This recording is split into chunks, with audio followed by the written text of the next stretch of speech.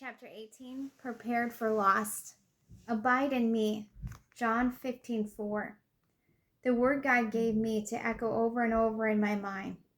Sometimes works of sorrow, loss, and sacrifice speak louder than signs, wonders, and miracles. It was a heavy word to receive. The message was unmistakable. There would be a cost, a sacrifice. Something had to give to reach the people of Turkey. I realized that our small corner of the country wasn't going to change by the signs and wonders. It would be a change only by sorrow and sacrifice. God began to prepare us for loss. Our Silk Road expedition, when we would head out for weeks at a time in undeveloped areas of central Turkey, they were tough. They weren't just travel adventures.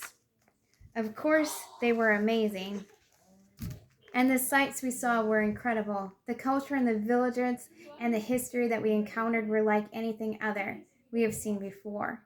But each one of these 20 or so trips we've been on a freight in obstacles and dangers and discomfort.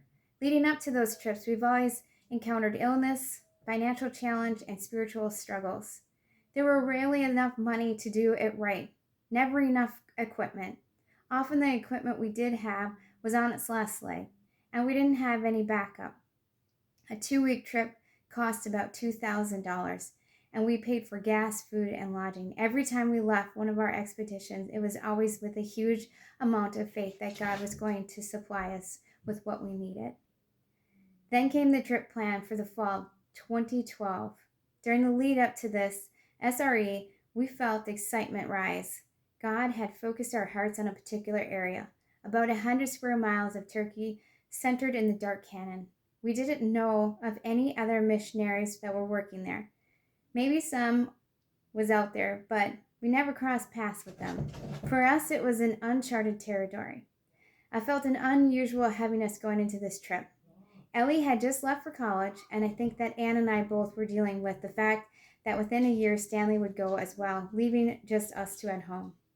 Many parents look forward to the day that their kids leave home and embark on their own journey. But this wasn't how Ann and I felt. It was a difficult thing for us to process, this idea that our family was a tight unit would disperse against the globe. We knew it was necessary and important for Ellie and Stanley, and we looked forward to seeing the stages in their own relationship, but it was going to take some getting used to.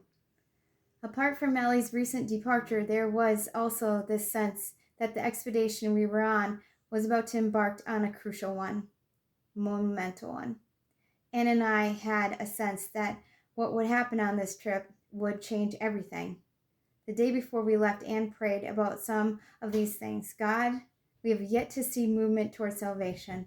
We have been here in Turkey for 7 years. We've prayed and we've seen miracles. We've poured our lives into this community as well as the village. We've run across the SREs, but no one is being saved. We've seen your amazing favor. We've felt your protection. We've been in areas where we've had to go through military checkpoints, and you brought us through. We've been on roads. We've had earthly business travels. We've heard about bombs, terrorists happening right after we left a place. We've watched the military clear roads of mines right in front of us. You've always been there for us, and we've seen amazing things. But what is it going to take to change the hearts of the Muslim friends? Will we do anything, God? We counted the cost before we've even come to Turkey. We wanted to go nowhere where no one was going. We knew we were going into a country where any of us could have lose our lives at any moment. We looked for safety in this trip, God. Only you to be used. We put our kids in your hands, and I know that they're yours. I'm willing for you to do whatever it takes. Can we see just one person saved? Can we see one person decide to follow you? Whatever the cost, God, we lay it down, our own hopes and dreams. Then she felt that God asked her a question. Are you willing to suffer? She felt like she had to answer that question so many times throughout the years. It seemed like God had repeated this. If you trust me, if you follow me, there's more. Both Anna and I felt like we had discussed this many times on a walk, the way that we trust. We understood that suffering would sometimes be a part of the path. So when God asked Anne if she was willing to suffer, she felt much like Peter when Peter questioned his commitment 3 times. Anne said, God, Anne asked, I thought we settled this a long time ago. I am willing to suffer, no matter the cost. As Anne continued to pray, she had a vision of her right hand bleeding profusely. She marveled at the sheer amount of blood that was coming from her hand, and questions creeped in her mind. God, she asked, what does this mean? Am I going to be crippled? God gave an answer, if you abide in me, this will not cripple you. Anne responded again, God, whatever it takes, your will be done, whatever the cost. Then, throughout her mind, she continued to see more vision of a bloody hand, and suddenly a moment of clarity. Stan is my right hand. God, this is a vision of what will happen to Stan. But God didn't give Anne a yes or a no, not at this point. God simply came back with the same answer that he had given her before. If you are willing to abide in me, this will not cripple you.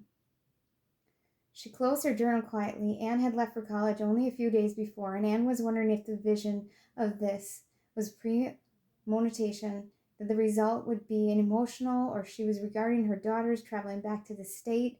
Our family was changing. It wasn't an easy time. Anne decided not to tell anybody about the vision right away, not even me. She went to the normal routine of her day, but exchanged with God an echo in her mind. Stan is my right hand. God is a Stan. If you abide in me, this will not cripple you. That is the end of chapter 18.